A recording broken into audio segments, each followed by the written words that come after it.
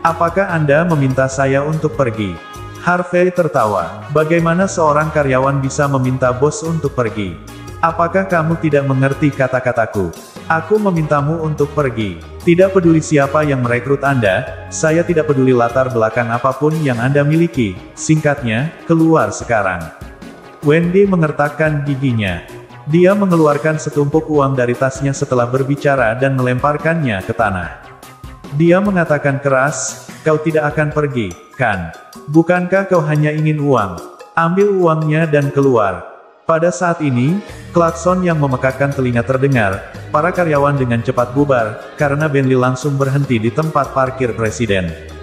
Kemudian, seorang wanita berusia awal 20-an, mengenakan kemeja putih, celana kulit halus, dan kuncir kuda, dengan cepat berjalan turun sambil memegang kantong. Penampilannya hampir setingkat dengan Wendy, tetapi temperamennya tidak ada bandingannya dengan Wendy. Dia bahkan tidak melihat orang lain dan dengan cepat berjalan ke Harvey. Dia membungkuk 90 derajat dan berkata, maafkan aku, York. Ada lalu lintas maka keterlambatan saya.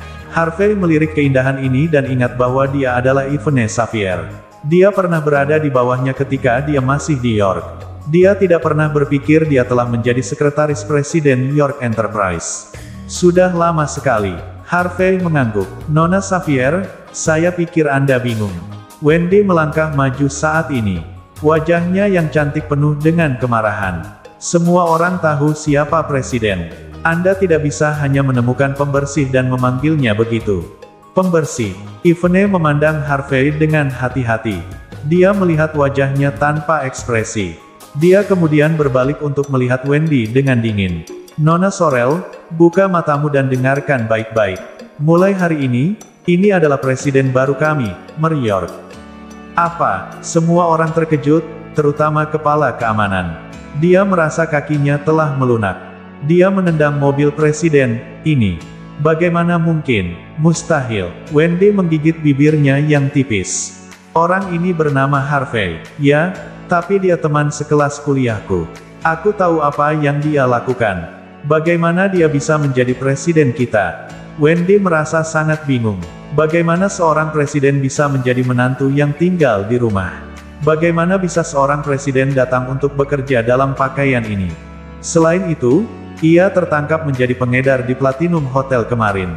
Seseorang seperti Harvey, bahkan jika dia mengenakan jubah naga, tidak akan terlihat seperti pangeran. Anda, sebagai manajer tidak memiliki hak untuk memutuskan apakah dia presiden atau tidak, kata Yvonne ringan. Yvonne mengatakan kata manajer cukup keras. Baru-baru ini, ada desas-desus bahwa Wendy akan dipromosikan menjadi manajer umum.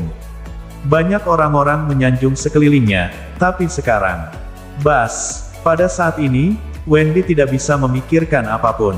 Wajahnya yang cantik pucat, dia merasa bahwa bahkan tumitnya melemah. Dia tidak berani melihat Harvey sama sekali.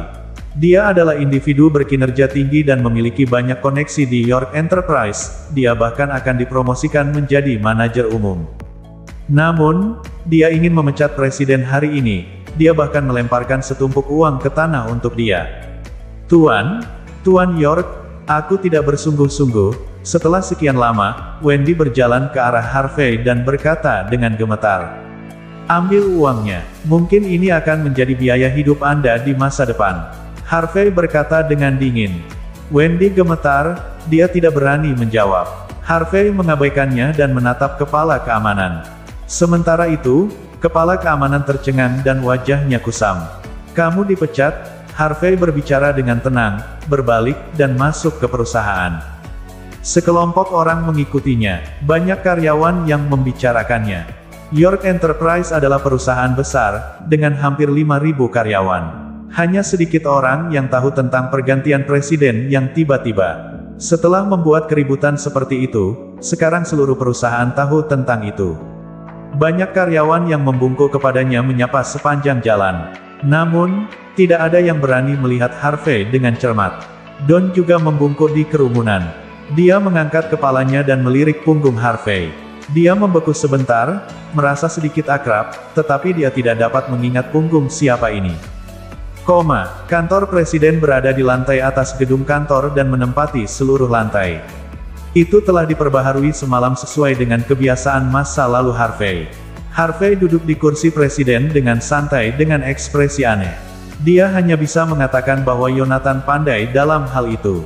Bahkan pengaturannya dilakukan dengan rapi, membuatnya merasa nyaman membayar 10 miliar untuk itu. Wendy juga berdiri di kantor dengan ekspresi khawatir selain Harvey dan Ivene. Ivene mengabaikannya dan mengeluarkan beberapa dokumen. Dia meletakkannya di depan Harvey dan berkata, "Tuan York, dokumennya ada di sini. Perusahaan akan menjadi milik Anda mulai hari ini dan seterusnya."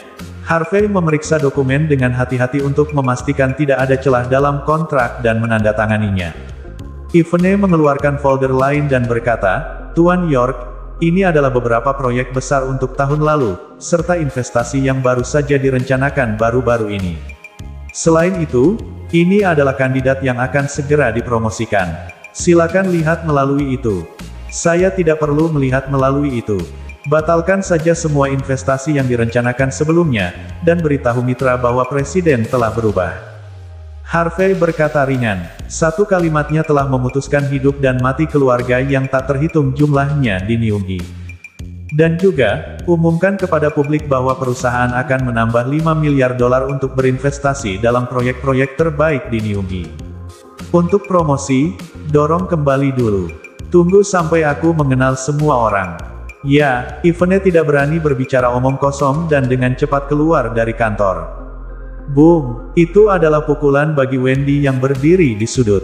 Dia tahu bahwa promosinya telah hancur hanya karena dia mengucapkan kalimat sederhana. Selain itu, beberapa investasi yang telah disepakati sebelumnya ditolak sekaligus. Singkatnya, usahanya dalam beberapa tahun terakhir telah sia-sia. Dia bahkan mungkin kehilangan pekerjaannya. Wendy merasa tertekan ketika dia memikirkan pinjaman mobilnya dan hipotek puluhan ribu dolar sebulan. Dia tidak tahu dari mana keberanian itu berasal. Suaranya lembut seperti nyamuk. York, saya tidak bersungguh-sungguh.